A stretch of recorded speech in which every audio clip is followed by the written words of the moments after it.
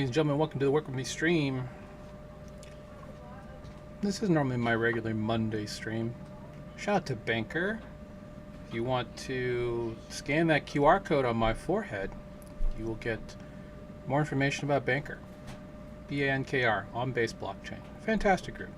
Shout out to everyone who is tuning in. Shout out to everybody at the Arena on Avalanche. Arena.social. Check that out.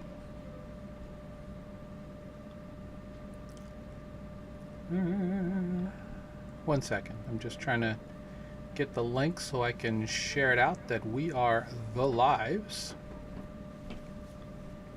Hopefully you had a great weekend. It's been a pretty decent one. Obviously there's a lot to talk about, right? But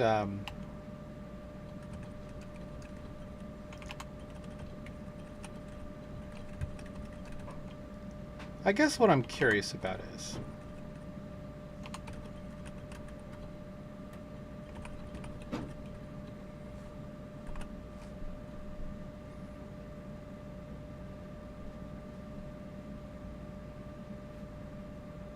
I'm just getting the word out, my fault.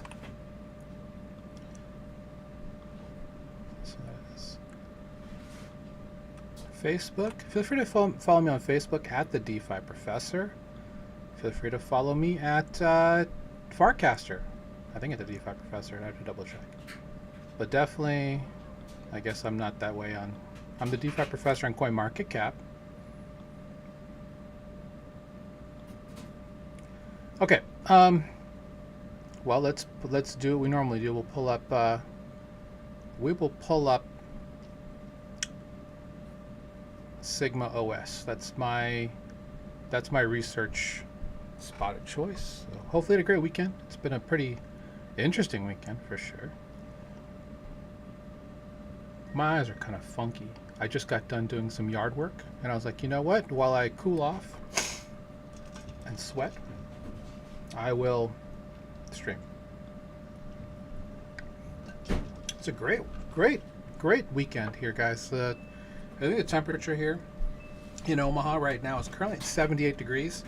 That is unheard of for June here in this area. It's been very cool. Like, people are here from out of town for the College World Series, and many of them I've talked to have said that they're actually cold because it's in the 60s in the evening. I think it's great. I would take this all year long. Very much like the weather that you would find in San Diego, California, a couple other places where there's no humidity really either. It's just beautiful. It's gorgeous right now. And even at 78 degrees, I will take that all day long. Prime Day is coming up in 10 days. I don't know why it's saying I'm in Belgium. Let's refresh that, buddy. Not in Belgium, guys. We are not in Belgium. Oh, because this is not my actual account. I'm not actually signed in. Well, anyway, Prime Day is coming up on the 25th. So I'm thinking about doing some streams and some content related to that. Let me know if that's something you might be interested in. Really just as someone who is a dad, an investor, an educator, a tech head, a gamer. Just looking for some... Not in Belgium, you silly people. Does it think that I'm in Belgium?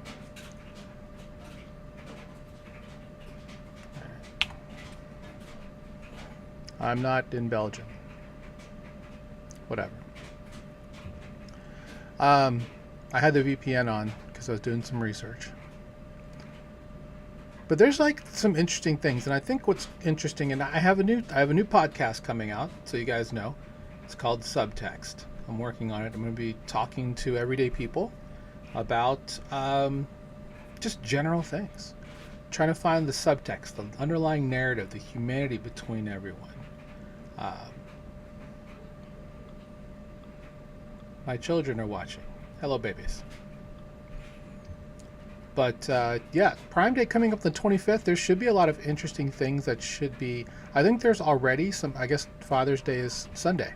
Well, hey, if you've been following my content, Father's Day for me is a day where I do a lot of live streaming. So I'm going to do probably some game streaming. I have my AI box over here that I could repurpose, I suppose, as a gaming machine for the day. Figure out how to do that, make that work. But let's talk about the weekend stuff. There's a lot of interesting stuff that's been going on. We can start with where the market is, right? And again, I am a coin market cap creator. I should turn this bright. Set lights. There we go. So, Bitcoin back up above 65. I mean, this is not unexpected. Although Ethereum back at 8, still not up above 2K, is a little interesting. Solana reclimbing above 70, which is good because Hyperliquid was on pace to flip them. That's not happening anymore. But why is this happening, right? So, over the weekend, we had President Trump, for the 40th time, talking about how there was going to be peace in the Middle East. Iran had consistently pushed back against that for the last 12 weeks, right? Well, suddenly we have a deal. June 19th is the day that it's going to be done, I guess, in Geneva. I believe either President Trump or J.D. Vance will be going as a representative to witness the signing of this deal. Well, we can look at the dynamics of the deal, but let's see exactly how this is going to look. Let's go to Kobe EC. There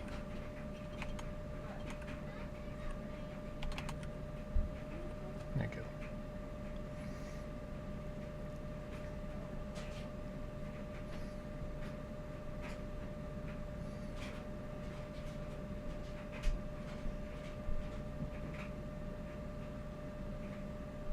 Oh wow. SpaceX continuing to go up. Congrats to everybody who got in on that.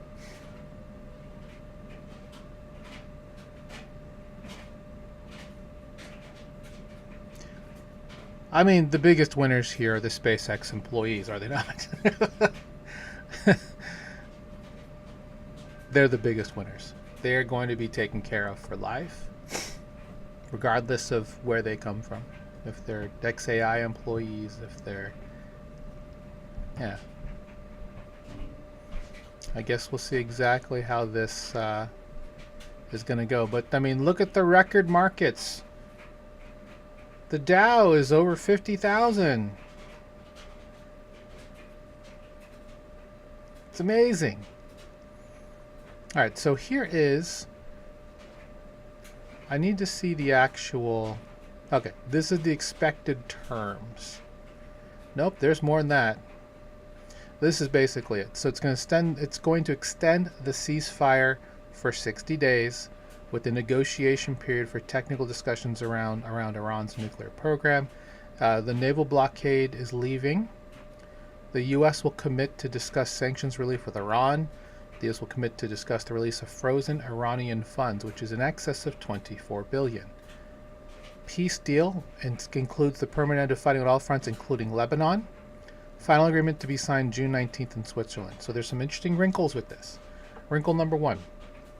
The foreign minister of Israel is already on record saying that this has nothing to do with Israel, and that will not change because Israel does not take orders from the United States.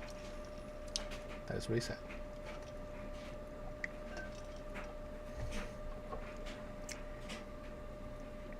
Now, let's look at the Hormuz letter, which is the Iranian side. Right? If you don't follow the Hormuz letter, you should. It's interesting. Now,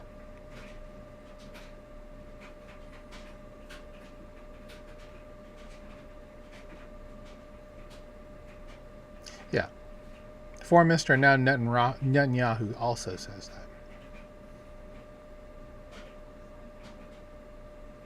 Iranian state TV says Israel will be heavily bombed tonight. This will be interesting to see how this works for the 19th. Something tells me that Trump is just going to sign this and walk away. But we'll see. Let me find the actual...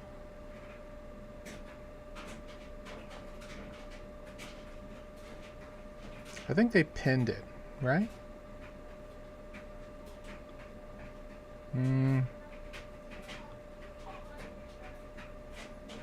Alright, we'll have to look.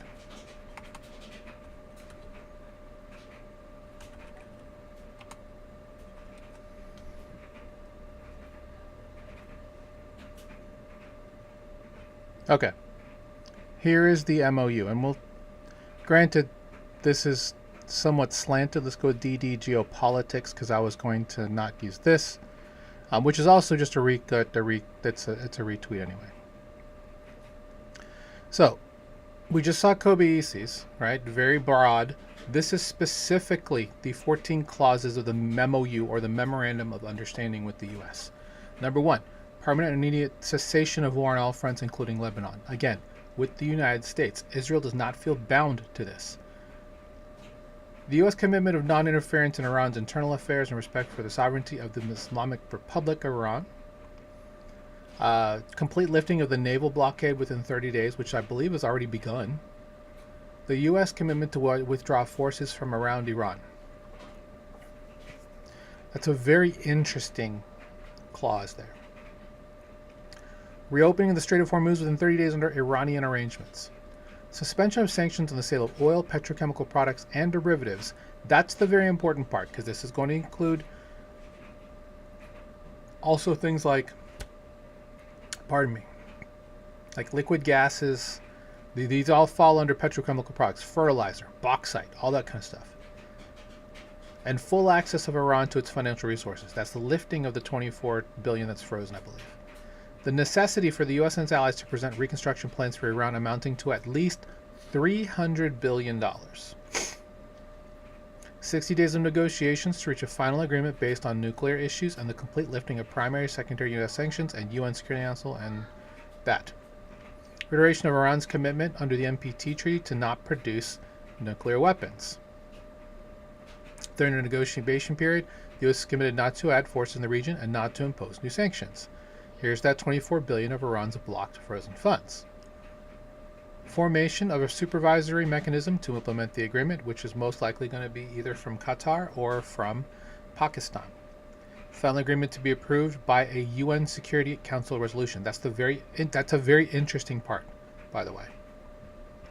It's a very interesting part. Final negotiations will not begin before the release of half of the block funds. So $12 billion has to come out before negotiations will begin, which supposedly is the 19th with the MOU.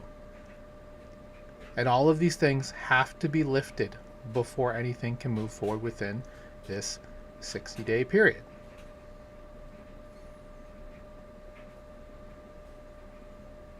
Now, the $300 billion piece.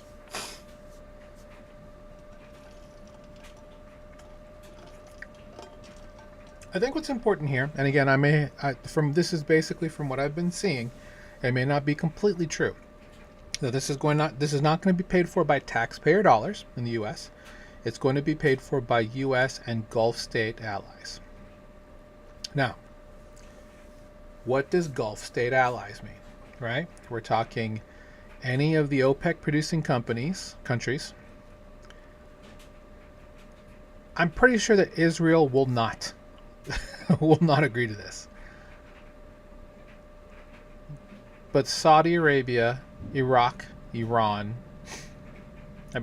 Arabia, Iraq, Kuwait, Bahrain, Qatar, and whoever else may agree to at least, that's what, $75 billion My guess is it'll be staged over a couple of, like, 4 years. Let's call it 4 years, so 75 billion a year, and they'll figure out a way to come up with 75 billion for the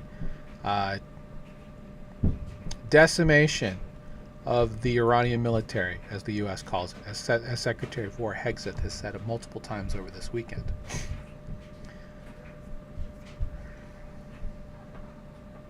What's interesting is that the framing of this will be the most important part. Because frankly, hey Jordy, good to see you, GM. Ultimately, this probably will affect crypto in some way, right? With digital assets. MicroStrategy has already mentioned that they're going to make $100 million in Bitcoin buy. So, and that's half the reason why we're seeing this uptick here over the the last 12 hours. So that's a sign. Is the bull market back on? No, I don't think so at all. There's a lot more things that have to happen. I think there needs to be a decision made about if Clarity is going to make it this year. And then from there, we're going to see exactly what the banks are going to do. Because one thing that the banks have mentioned that they're going to do is, and maybe it's here.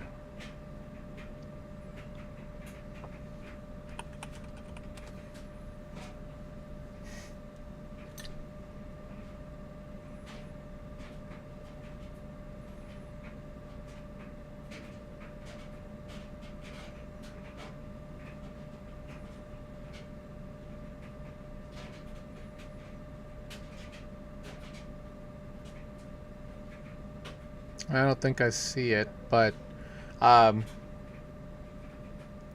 Morgan and a bunch of other US-based quote-unquote banks that hate crypto, quote-unquote, and I say that in jest because they absolutely do not. Oops. Didn't mean to do that, whatever you saw. I went to unplug my trackpad because it was charging. And everything went weird. Anyway.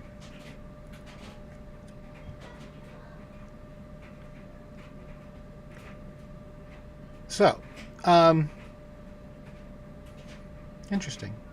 VIX, which is the volatility index, is making an interesting move. And sometimes you can see some correlation between the two. It doesn't happen all that often. But, that's...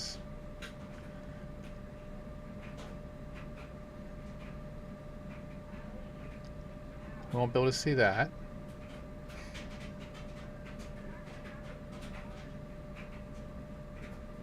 Well, what I'm looking for, there's an article specifically, and we'll probably find it here in the actual things that are here as we go through. But the banks are looking to make their own private blockchain.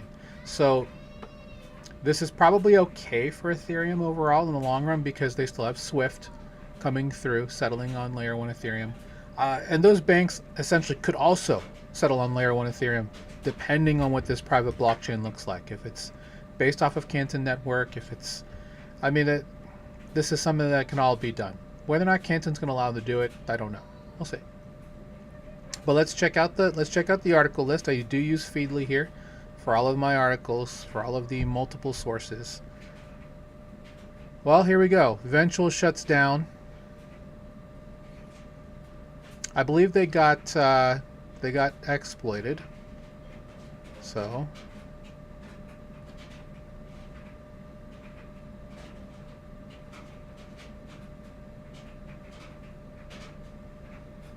this was one of the first HIP-3 protocols that were there.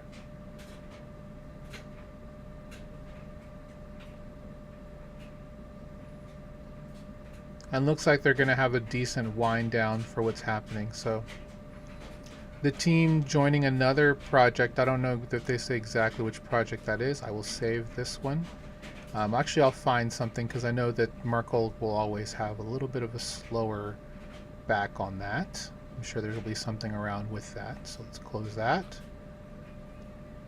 So besides the peace deal, the other big news was SpaceX's IPO. Now, two things around this. The IPO itself, which 20% roughly was lobbied for by Elon to give to crypto companies. I think the only company that actually was able to actually provide on that subscription was Bankr, because they actually have the old FTX EU securities infrastructure. So I believe they were able to make good on that, but nobody else could. So that left a lot of people on multiple services, Kraken, anything with an X stock, right? Or anything with any type of tokenized stocks that was not Bankr was able to get people in on this IPO. And, you know, it came out, the original listing price was 135, it popped out at 150, it's trading at 177, so congrats to anybody who was able to put in. The gentleman who, he did a 20x leverage short with 5.7 million. I'm guessing he had to cover his short because he got blasted, especially if it's at 177 like we were looking at just a minute ago. But a lot of people were wondering, you know, why was Bitcoin down? Because I think a lot of people, you know, cashed out so they could get ready for this IPO. It had the largest retail IPO, I think, in history, with more than 75 million, roughly 75 million, being retail pre-orders for it, which is ridiculous. We'll see how this runs. People like a good IPO. Was this the best IPO, like, fundamentally? I mean, it's not bad, but I don't know. We'll see exactly how SpaceX makes this work. XAI reverse merged back into them, so that covers Elon's Twitter experiment. And now either he's going to step away and still use the product, or he's going to figure out a different focus point, I think, at this point, now that the IPO is over. I think we may see some SpaceX rockets start to make a little bit more noise because they do have, I don't know if we talked about it here. We talked about it definitely on the Wednesday podcast, so check that out every Wednesday, 1 p.m. with our Total Value Locked podcast. They are promising rocket travel. So you can go from like New York to Tokyo in 30 minutes, right? You take a SpaceX rocket up, you go up into the stratosphere, and you come straight back down, being caught at the spaceport. And I'll be honest, just look at the liquid thrust that requires you. I have no idea where they're going to land in Tokyo. I mean, Narita Airport is a flotilla anyway, so it's going to have to be some type of spaceport, probably out somewhere in the Pacific Ocean. I don't know how he's going to make this work. There's also the idea that the Boring Company is going to create commuter tunnels to airports, which I think is a fantastic idea. To be able to go into like a network of like a main choke point where people going to an airport just come out one end, where there's like a lot of options to go different places. I think that's a great idea. That's just me personally. I think it's a great idea. Obviously, in places like New York, this makes a lot of sense, especially for like mass transit. So if buses or if some type of transport vehicle were able to take 50 people at a time from LaGuardia or JFK to, let's say, a boring tunnel output by like Grand Central Station or something like that, that would be great. It would cut down on time of how long it would take to actually get there if you're taking like the Long Island 7 or something like that, right?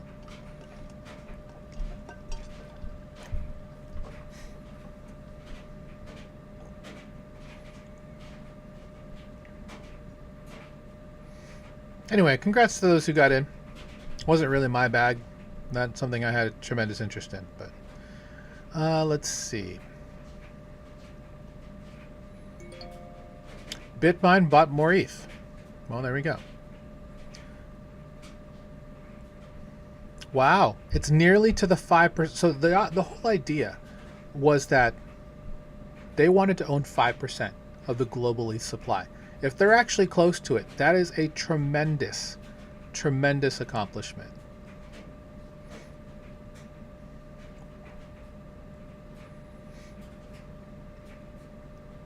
Yeah, they're 5.6. They're 5.6 million ETH at 1718 as the basis price. That's an amazing acquisition, in my personal opinion.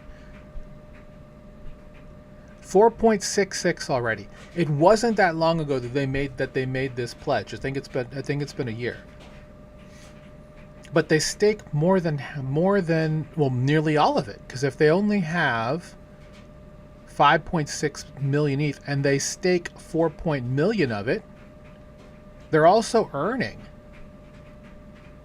3 to 4% roughly, depending on where and how they're staking it. Yeah, that's ridiculous money right there that they're making. Good for them.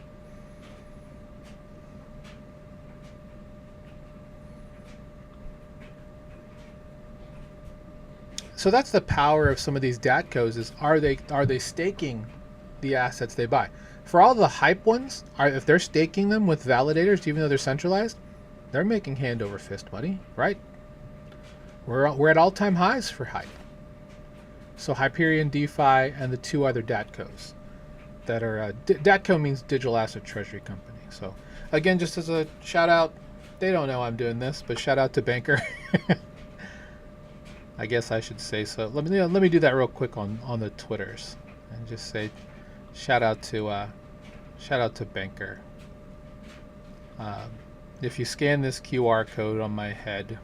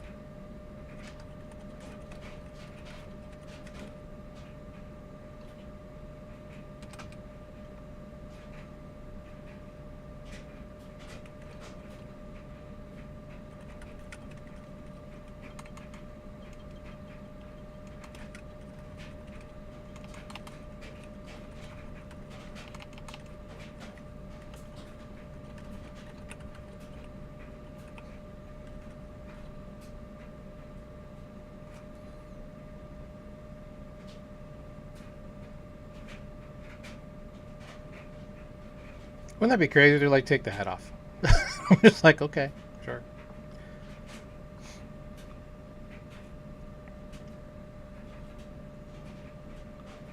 All right, back to the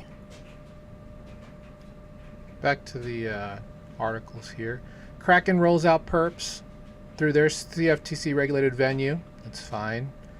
This is all because Bitnomial has the market for that, and they acqui-hired them last year.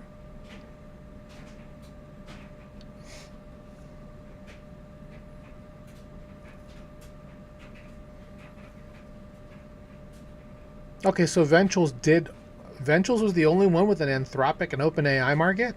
I'm sure someone can step in and do that. That's what HIP-3 markets are for. Anyone can have perps on anything. We're supposed to have perps. There's a project that I don't remember the name that was supposed to have perps for collectibles. I think that's going to be huge when we start seeing perps on the value of like Pokemon cards. So I'm going to turn on the...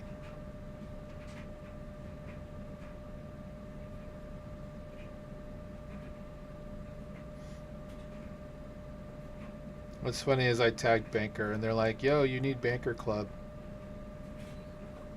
in order to interact with me. I'm like, I don't interact with you, man. Just saying thanks for the hat. And maybe some exposure for people who want to scan that QR code. So there you go. That's for Bankr.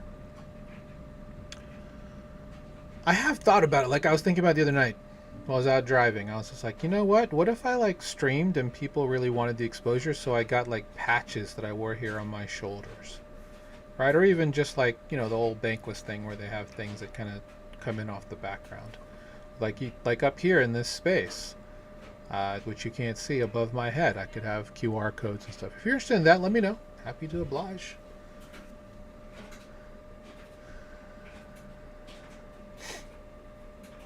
All right, Alchemix V3 has self-repaying loans. Love that idea. Shout out to Bankless.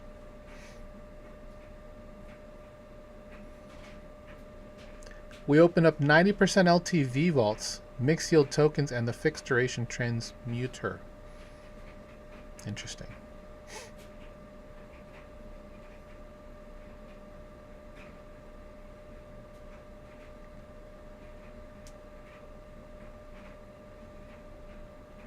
Yeah, and this is a very basic idea that a lot of different protocols have done over the years, right? The idea of a self-repaying loan rather, is not new. Um, Frankly, if Aave wanted to do it, they could do it.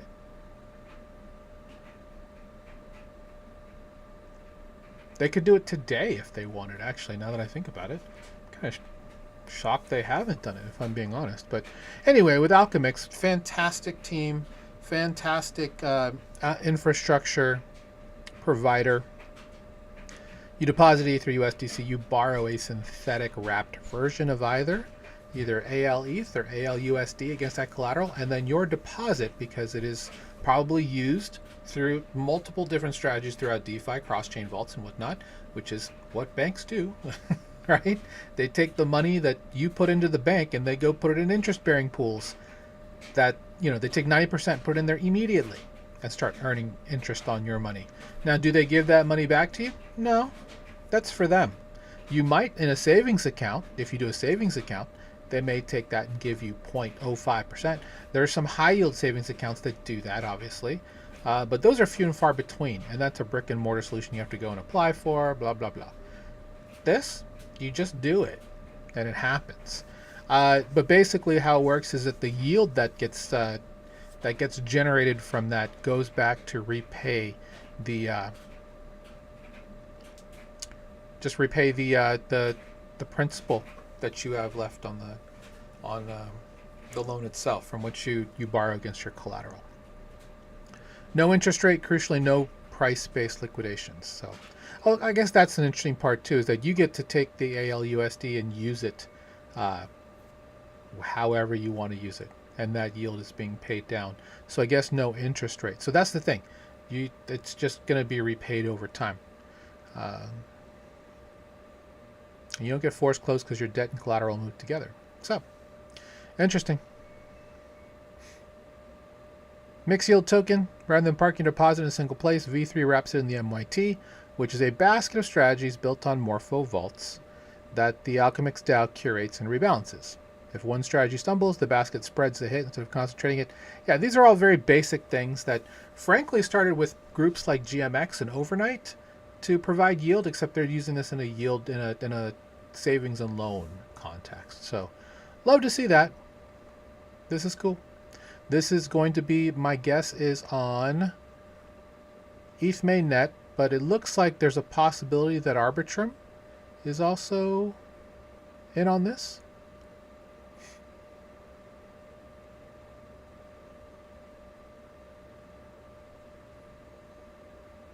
I'm going to make a note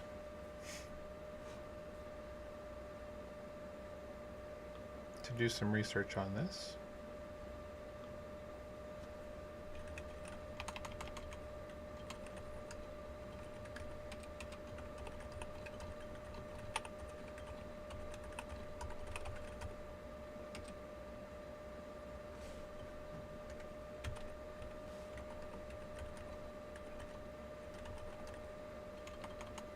Self-repaying loans, MYT vaults.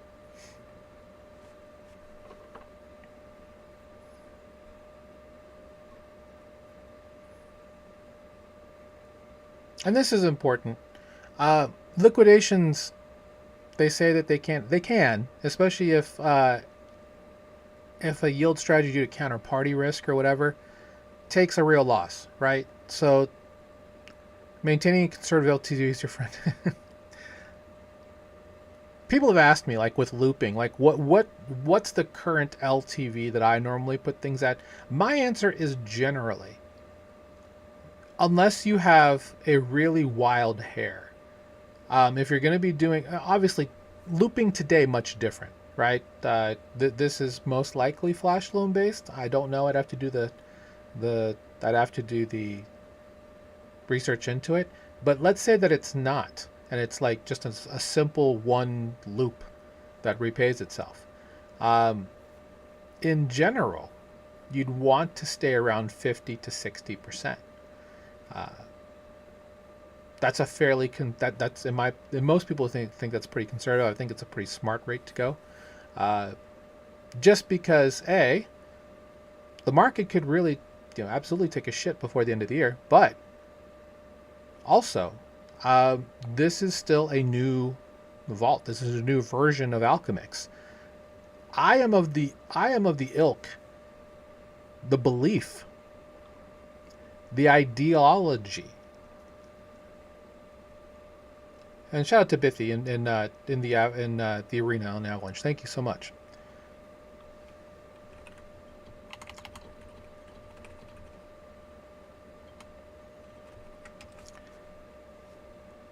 I'm of the ilk that everything is high risk until they give you reasons to not be high risk. And that can be through things like bug bounties, through proper auditing, right? And especially with what's happening with Mythos, all of the ideals that we used to have about as long as they have an audit and it looks good, clearly that didn't help. So bug bounties, I think better auditing, and who's to say what that is now, right? I think we're kind of we're definitely in this no man's land of could anything be exploited? And the answer is at this point, yeah. I mean, look what happened to Aave.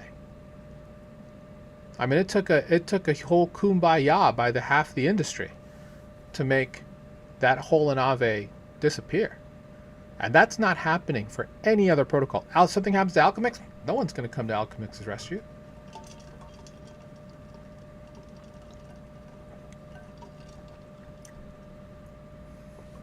Something happened to Morpho, no one's going to come to their rescue.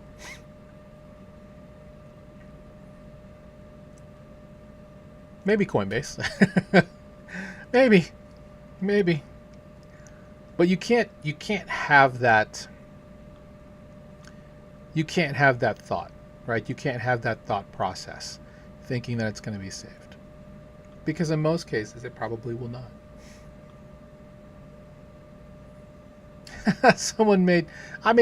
I'm kind of shocked that someone hasn't made a Warren Buffett AI agent. I'm sure someone has. I'm sure it's been there out for a long time.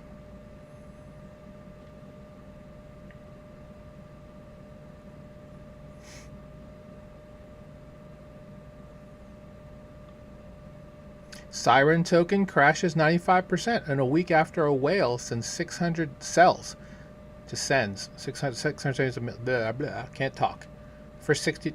And this is the problem, right?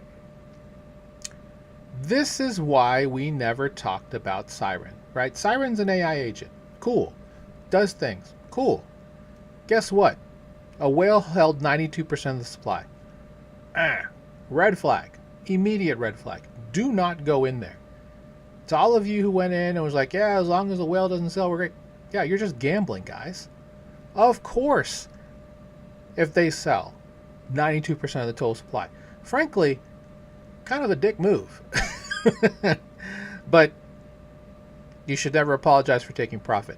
With that said, if you're a whale and people know who you are, you obviously either A, can't sell, or B, you can't sell in one large drop like this. You should be kind and sell in pieces so that you have staggered moves of the chart. People can come back in and buy, especially if people are like very curious about the project, believe in the project. But moves like this send people running for the hills. Not shocking. Tale as old as time. I don't know what to tell you guys. You guys, I can't believe Siren lost that much money. I can.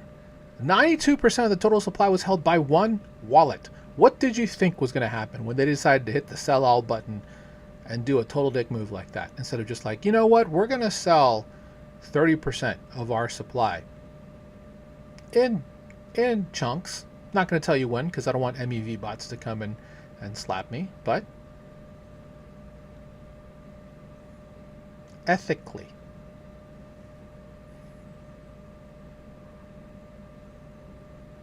Anyway, is anyone shocked? I'm not. When we talk about all that, you're like, oh yeah, that makes My worry here are people who went 100% in on Siren, complete over investment. Let's say you put 30% of your portfolio in Siren, complete over investment, and now you're holding a token that's worth nothing because the person who was holding 92% of the supply decided to go. Screw everyone else. Time to leave. Siren's chart wasn't that awful, if I'm being honest. It looked interesting. Once we knew that, no, it was never a thing in our community. We talked about it. We looked at it on podcasts. We're like, no, we're good.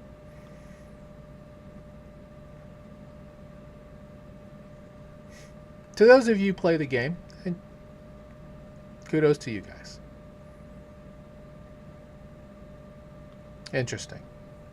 Sui processes 65 billion in stablecoin transfers in 5 days after zeroing out fees.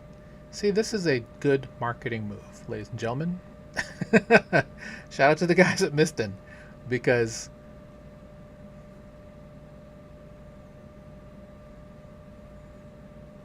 this is what happens when you take away fees. Here comes the size, here comes the transfers. And as long as they continue this, I mean, at some point they're going to have to stop doing this. But for now, I mean, this is like Aave in April 2020. April 2019, right?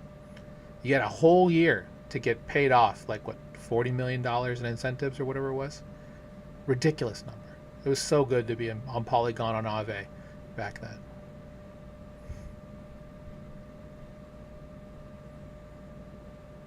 Oh no. Pengoose. What's going on here, Pengoose? Couldn't find a sustainable business model. Well, I see. So Pudgy Party, which was kind of like Fall Guys, if I'm not mistaken.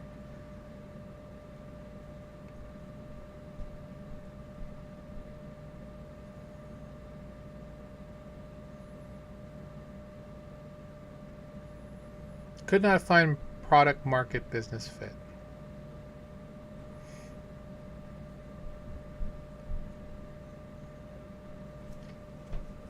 So, some of you may be wondering, what is the PMF, the product market fit, for stuff like this?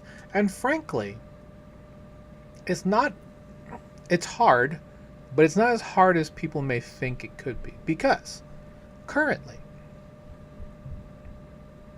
and maybe they were just too early, if you think about it that way.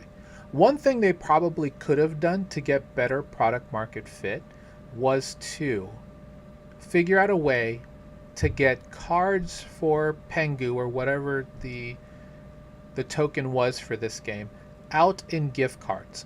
If there's one thing that Pengu and Pudgy Penguins have, they have the retail presence to have pulled this off.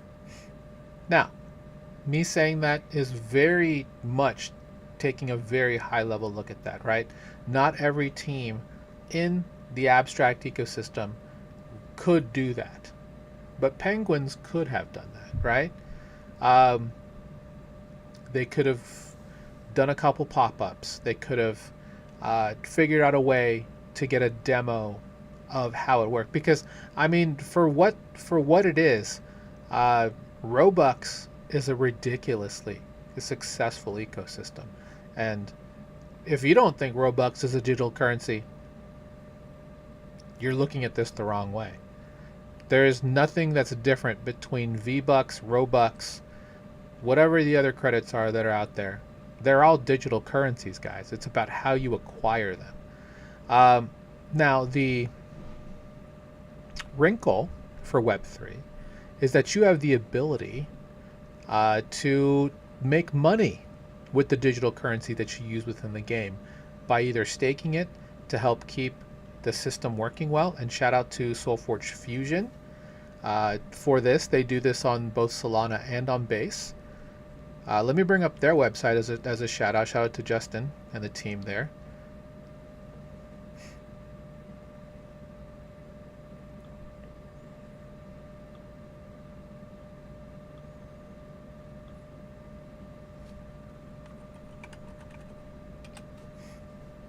Great game, by the way. SoulForge Fusion, TCG, turn-based card game. Great game. They have a Web3 portion where you can actually go and do liquidity mining. This is something that is the wrinkle that more teams and games are most likely going to have to figure out the way to get mainstream. Because you can buy decks, mint decks, as well as just using regular money to get into the game, but to be able to have your own SFG, to have this circular flywheel, I guess would be the word, to make that happen, would be a really cool idea. And that's the one thing that I think games need to get to, whether it was Gods Unchained, whether it was Illuvium, Off the Grid. I'm leaving out a whole bunch of games. But now, is SoulForge Fusion like making it? They still are. I haven't looked to see. I mean, that was something that we wanted to do with our community to kind of get everybody together, but we just didn't really have the interest that I was looking for, unfortunately. But I still want to play the game. Me and my co-founder Andrew, he loves the game. We were looking to do some real tournaments. We just didn't get a lot of community support on our end. So if we can figure out a way to host events while still including like the general public, would love to do that. So anyway, sad the Pudgy Party is going to be halted, but Pudgy World, which is probably the better route for them overall anyway. All right, so this is, I guess this is now news. Although I'd heard this, I guess this is official. TON token, so TON, which means the open network. This is the layer 1 blockchain from Telegram. Their tokens now just can be called Gram. Same chain, same holdings. New name returning to its roots. Hopefully they have better infrastructure because their DeFi is slow and expensive. And not US friendly.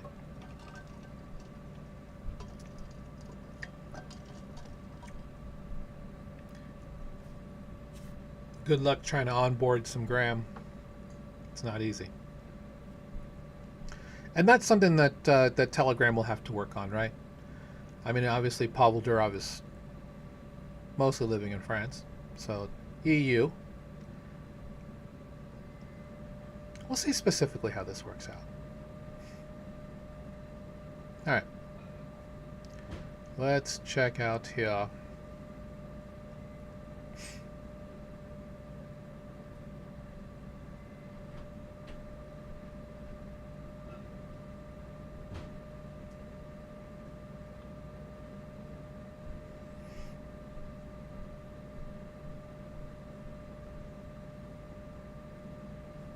Yeah, well, there's Ada's having some issues. I'm not gonna really talk about him today, but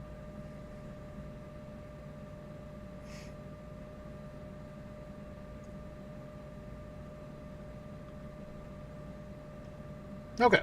So, as you guys know, I have been bearish on the Clarity Act getting signed this year. I don't think it's happening. I've been saying this ever since ETH Denver, which was in February, because they missed the first one, and I'm like, if they don't get this done by April, it's not happening. Why? Because the midterms. From now until November, tons of money and time is going to be put into the midterms, because unless something crazy happens, regardless of what happens on the White House lawn, people are pretty upset overall.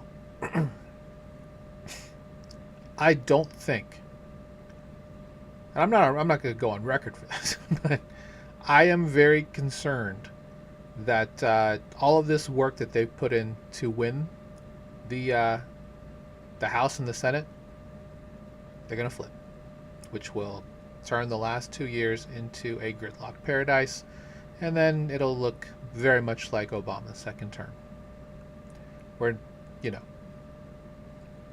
it's just going to be very difficult for things to get through.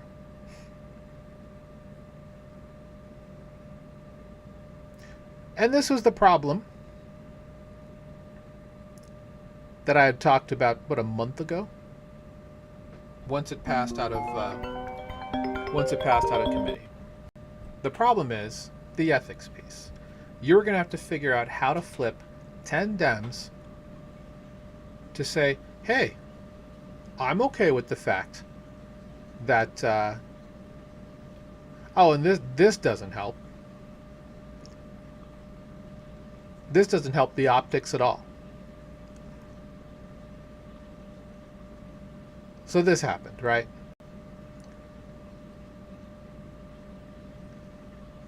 Bonuses are paid for by World Liberty Financial.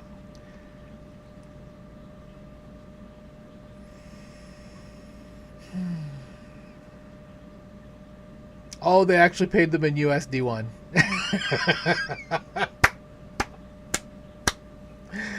Oh, no.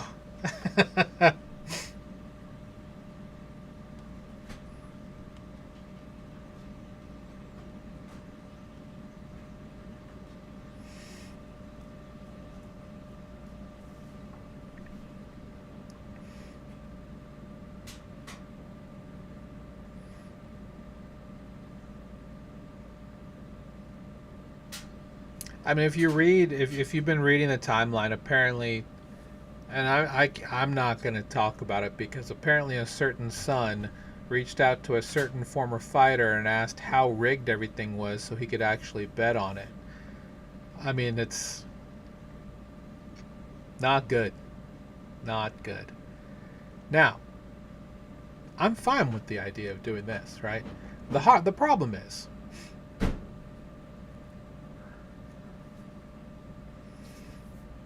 well, there's two problems.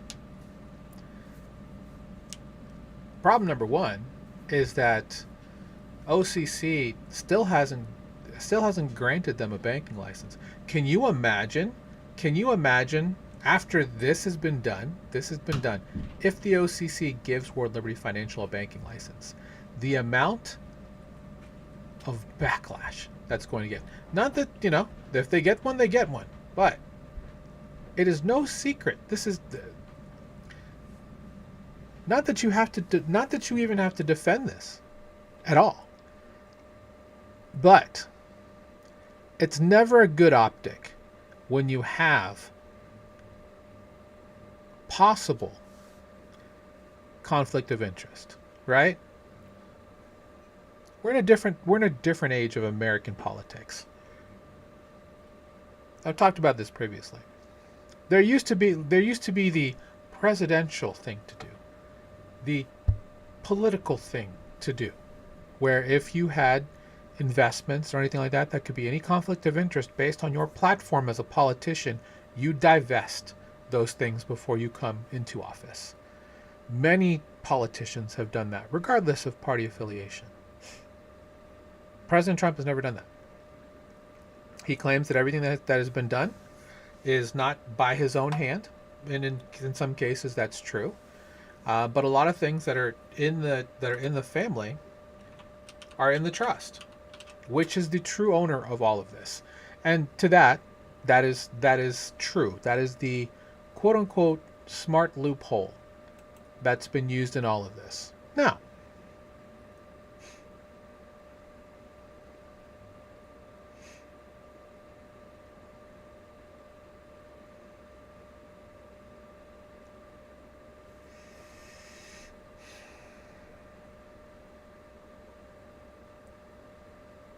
regardless of the technicality, does it make it the right thing to do? Now, as you all know, I'm a DeFi digital asset maxi to the core. I personally don't have a problem with this, but overall, how do you get society to flip to support more of this? Because the way that this is being run, the way that this is all being done, this lines up with a lot of things I say in terms of DeFi is the future of how we're going to be doing business, not just the future of just finance. Because all of this is DeFi. This is all DeFi. Why? Because these are digital currencies, digital assets, derivatives. They're stable coins pegged to the value of the US dollar. Now, this is a centralized stablecoin, right? These are all, the backing of this are all within their ecosystem of US-backed treasuries. I think they're working with, is Paxos USD1? If Paxos is USD1, then they're working with Paxos specifically for the minting and the custody, the brokering of all of this. So it's all within, it's all for the most part above board, right? Does it look good?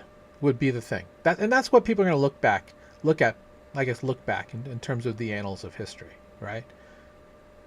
Does it look good when the family of the President of the United States has such a huge foothold in what's supposed to be the future of finance and the way we do business? Does this look like the Biff Tannen alternative reality for him winning? I mean, for him finding that sports almanac, right? Because could you say this is something similar? Maybe. I'm not saying that on record, but there's a lot of people making money before and after all of these decisions that the president has put out with regards to, you know, even stuff like from October 10th and before, or when, you know, someone's shorting right before an announcement and that wallet makes a ton of money. Guys, it's not very different from that. Sorry, there's a gnat or something down here in the basement. All of that to say,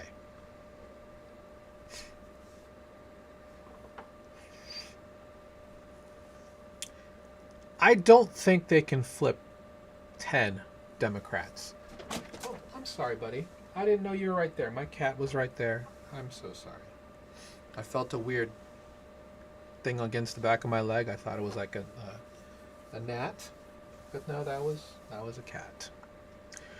Regardless, what we're talking about here is an ethics solution. Now, regardless of the party that you belong to, ethics solutions have a very flexible meaning. And this is where crypto is going to have a problem moving forward. Because one party can do well by it and they're like, cry more. Another party could do well and they're like, this is the worst thing I've ever seen. This is pure corruption. We can't live like this as Americans.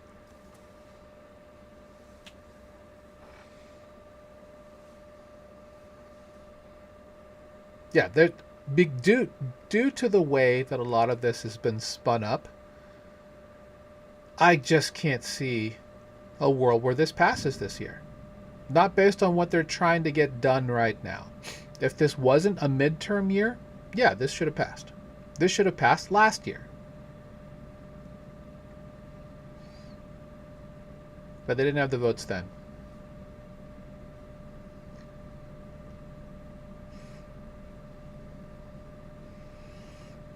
As you can see, the House resolution that is part of what this was, HR 3633, passed 11 months ago.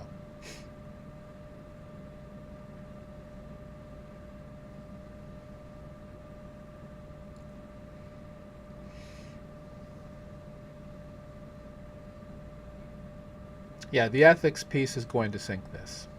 Once I saw that that was what they were waiting on, I'm like, there's no way this passes.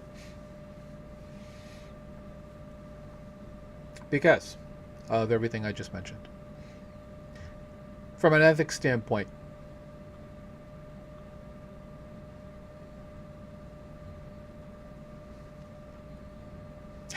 look at his face. Yeah, from an ethics standpoint, this just doesn't look good. at all. Just some fighters, not all of them. The Twitter comments from even people within the supporting party were interesting. Let's put it that way. All right, we'll go a couple more. Then I gotta run. Markets cheer U.S. Iran breakthrough. That's not surprising. ARK Invest bought more than $500 million worth of SpaceX shares on IPO day. Clearly, there's something that they know.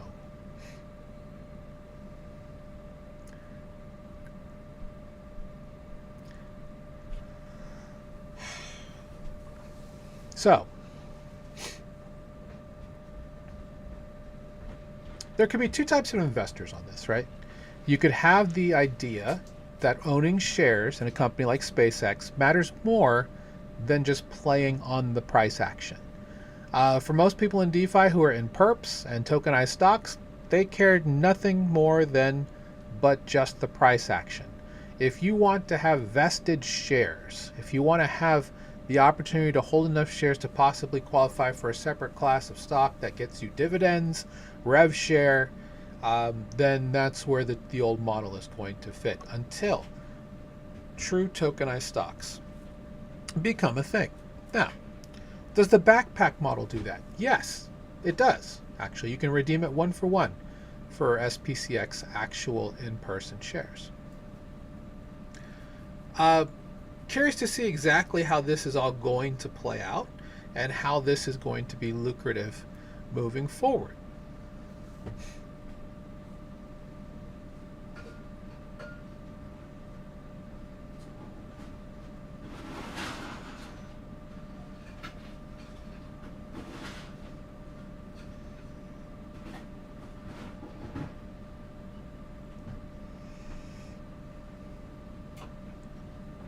I talked about this on our community call within our mastermind on Friday. The AER liquidity market with their adaptive emission rate. It's an interesting idea. I'm curious to see how this predictive allocation will work because this takes the weekly epoch model and kind of flips it on its head, right? I think they're moving it to a different model for a moment, and then they're going to flip it to this predictive allocation. Very curious to see how this works. Now, Aerodrome's not turning this on until July, which is really not that far away. Don't know the exact date. Shout out to Jordy Alexander and team. Curious to know a little bit more about how that's going to go, but we did talk about it at length. Talk about the mechanic, how it works. Is it interesting? It is. Because obviously with, and I say obviously, most people will not know, you're going to get a new token because they have Aerodrome, Velodrome. With VE Aero, VE Velo is the vested equity token that you had to lock for 4 years in order to get voting rights, to earn emissions on weekly rewards that go into each pool. You have to vote which pool gets the most rewards. That's where bribes happen. It's the old convex method from Curve. They're actually doing this new prediction thing which will change the entire model altogether. You're going to get a new token. I think it's going to be called the AER token. That would be my guess. Or just Aero. Who knows? But Dromos Labs is now turning everything into just Aerodrome, which makes sense. I think Aerodrome by itself is bigger than all of the Velodrome metadexes combined. So why not just turn it all into Aerodrome as one brand? Did they mess up by having two separate brands at the beginning, one on base and the rest was everywhere else, like on Optimism? Maybe. Maybe.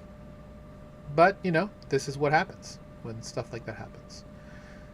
Humanity Protocol's lost tied to suspected North Korean hackers. That's not... I mean, this is an OPSEC problem, right? A developer got hosed on a fake phishing email.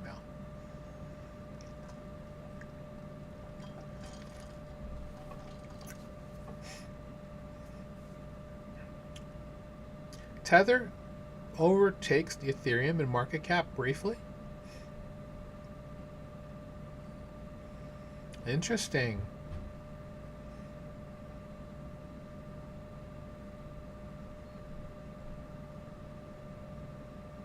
And of course, price action has a little bit to do with that, but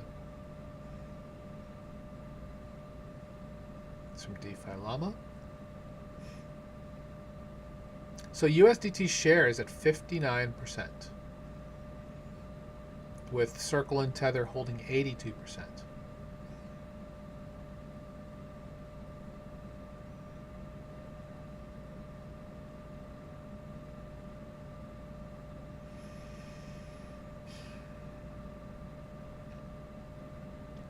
This is a very interesting thought from Bloomberg analyst Mike McGlone. USDT will eventually flip in both Ethereum and Bitcoin in market cap. That's a bold statement, mainly because A, EU doesn't support them. US doesn't support them. They have an American stablecoin, USAT. It's not USDT, that's USAT. This is separate from that. For him to think that eventually, it may take 10 years, for the market cap of a stablecoin to flip ETH and Bitcoin, yeah, I mean, it probably does happen. I think Ethereum flips Bitcoin before that. That's kind of what's been prophesized to a degree, right? We'll see. I think that's very interesting. We'll see how quantum affects all of this, right? The three biggest banks in Japan are going to launch a yen crypto stablecoin by March 2027. That's very, very centralized. It's not CBDC, but this will be kind of like the one that's in from South Korea through Wu. It's on Avalanche, by the way. The Japan Open Chain Validator. This is cool. Okay, so this is interesting. I'm going to put that note down for my research. Japan Open Chain, where they have validators from all of these Japanese companies. Nethermind is a Japanese company. Didn't know. Maybe they're not. So SBI Holdings and Startail, this is adjacent to Polkadot. JPYSC, a trust bank backed yen stablecoin. Yeah, this is good to see. This is what we want to see. We want sovereign nations breaking the paradigm to do things like this.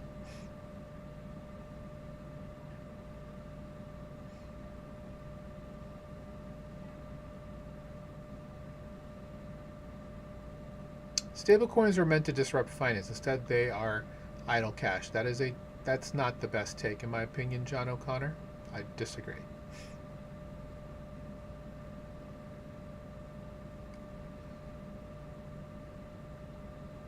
I mean, one of the original stablecoin projects that people love, which was the Libra project, right? Diem, which is a different coin now, but the idea to help money remittance and provide banking services for the underbanked and the underserved globally is probably the one thing the world needs, and that's what crypto and digital assets provide through DeFi rails. Not too big to fail banks who are just trying to extract.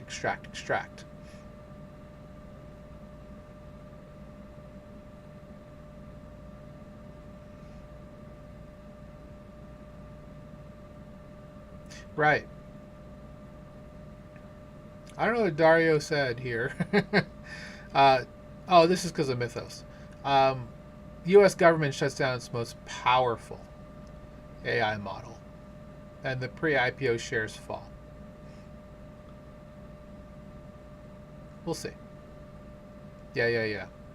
U.S. directive suspends access to Fable 5 and Mythos 5.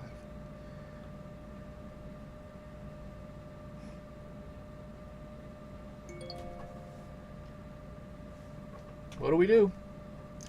What do we do here, guys? What does it mean? Reading through the tea leaves, how do people feel about the idea of a sovereign government shutting down? Hello, Mary, Queen of Hearts.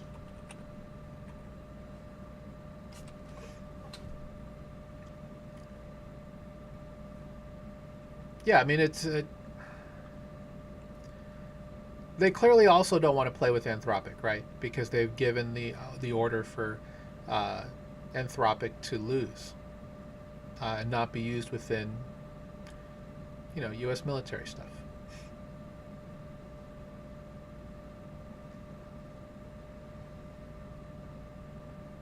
Does this open up? Does this open up the idea of possible state-sponsored AI?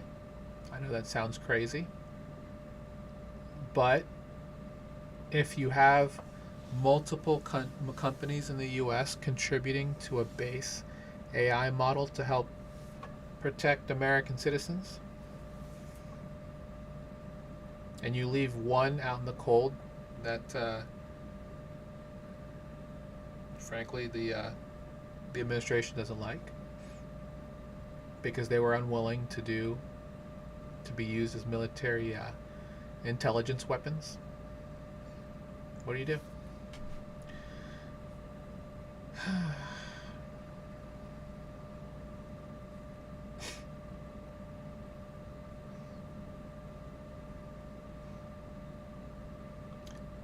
Gary Gensler, still alive, filed an amicus brief Thursday with the Sixth Circuit Court of Appeal stating that sports event prediction markets are not federally regulated swaps under the Dodd-Frank Act.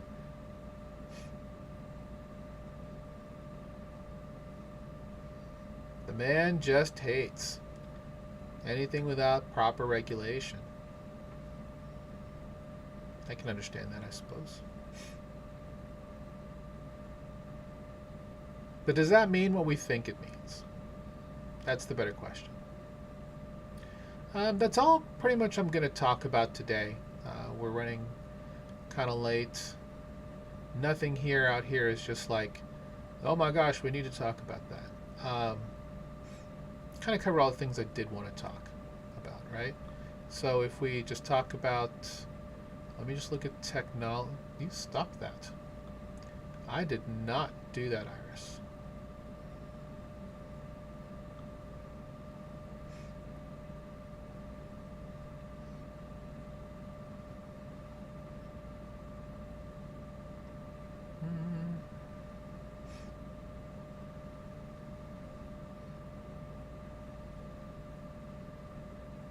So we have Amazon Prime Day coming on the 23rd. So if anybody wants to see any content talking about some of that stuff, let me know. Thought about making, kind of like how I did for Black Friday for investors, like how Prime Day deals could be good for investors as well. If there's anything out there that makes it interesting. As you guys know, I'm a big tech person. A lot of interesting things that came out of last Monday, which we got copyright struck for me actually restreaming that. And some people think they're like, yeah, you should have known that. And it's not that I didn't know that. It's just like I didn't realize that just kind of doing a watch along and sharing your opinion was something that was so badly looked at, I guess would be the thing. Because I'm not trying to make money off of Apple. I'm just trying to share my thoughts because some people want to know them. And maybe fuck me for thinking that that's a thought, right? I don't know. But if we're in a world where we can't even just talk about the technology that's going on, and maybe I shouldn't have restreamed it, I don't know. It is what it is. Lesson learned, though. I mean, I don't want to lose all my platforms because I just wanted to talk about what was going on with Apple on a Monday during their live stream.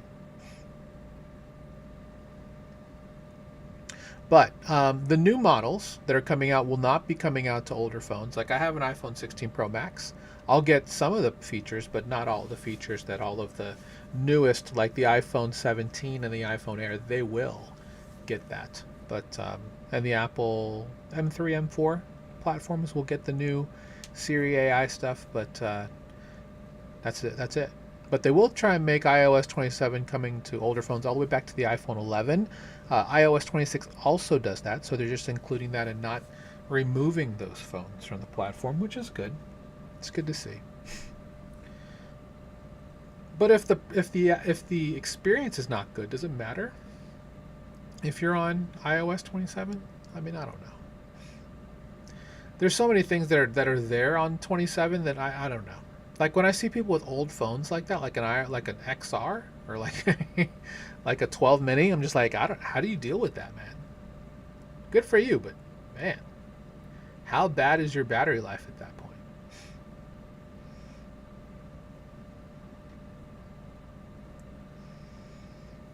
Mm-hmm.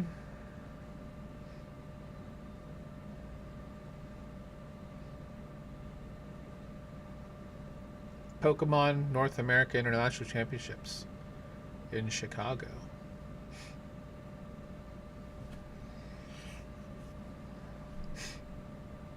I personally like the orb.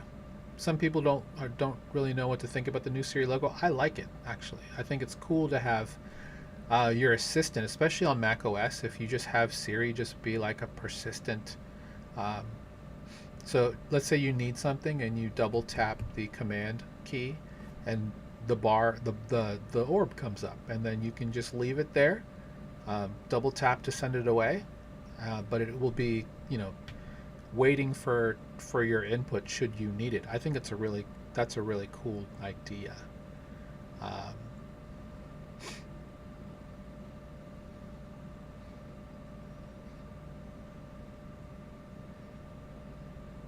wow, a lot of gaming stuff here. I tweeted about this. Square Enix is bringing a Final Fantasy Brave Exvius Resonance game, which will be a new RPG that is based off the story from Final Fantasy Brave Exvius, which was their mobile gacha. I loved that game. I played it for 5 years. I was part of the community for 5 years. Didn't really spend a whole lot of money, but there are people who spend $100 a month on that game, which is kind of crazy when you think about it. But the story was so good. The characters, Rain, Laswell, Fina, and everybody else that you meet along the way, so good. I'm excited to see really just more of how that's going to work, especially if you have, Rain and Dark Fina, or just any of the fun stuff that kind of. But it will just be a different adventure. But I loved the idea of those three together doing things. So. With Visions being the one upgrade where you can actually summon older characters onto your team, kind of like Espers, for their talents for certain things. That'll be great. It'll be great. Different than Final Fantasy VII Revelation, but very curious to see. Let's see.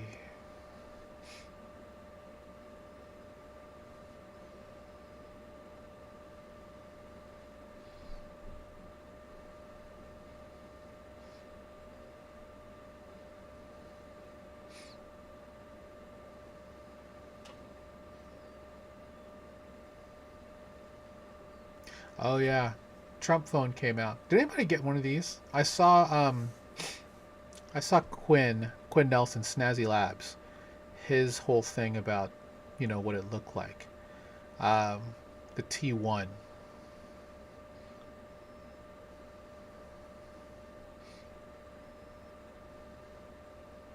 And it's just a rebrand of a Chinese mid-tier phone.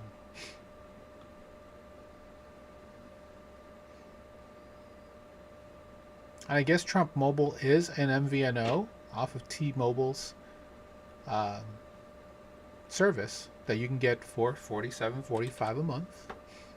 Or is it, should it be 45, 47, 47, 45? Whichever. Most presidents don't own mobile networks. Okay, so again, granted, all this is behind the trust, but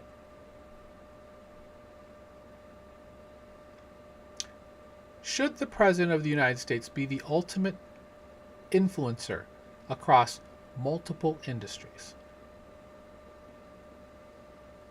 That's the question you kind of have to ask yourself, because this is the new America.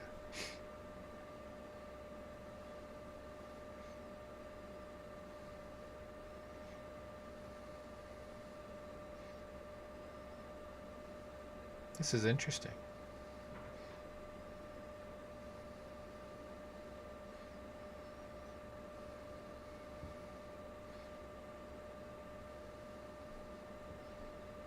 Anyway, enough of that. Thanks for joining me. Hope you found value in today's stream. Again, this is my work with me stream, my research stream. I do this every Monday, generally between 1 to 3 p.m. Eastern. I did yard work first, so that's the main reason why. Shout out to Bankr. Feel free to scan the QR code. Shout out to everybody who's watching, whether you're on the arena, on Avalanche, arena.social, if you're on Twitch, YouTube, Twitter, X. Would love to earn your follow. Help me with the algorithm to keep making content. I do live stream 3 to 4 times a week. Next piece of content I'm doing, probably, maybe not tomorrow, probably there'll be the Wednesday podcast, which is Total Value Locked. It's our long-running podcast about educating the world about the news in on-chain and blockchain finance with a great panel. We've been doing that since December 2021. Feel free to catch us here on these same social spaces. Wednesday, 1 p.m. Eastern. We also have our Friday live streaming with my company, Beacon DeFi, our education onboarding company, called Beat the Banks. That's Fridays at 3 p.m. Eastern, which actually we talk about self-custody, and you can become your own bank to beat the banks. No need to put your money in these institutions that make all this money off of you and give you nothing for it. You can do it yourself. And in a world where you are getting better returns than UFC fighters winning knockout of the night, or whatever the award is, the bonus. So, see you then. Feel free to reach out if you have any questions, any feedback. Always happy to take it. Take care. 07. Have a great day. Stay safe. Be kind to each other. See you later.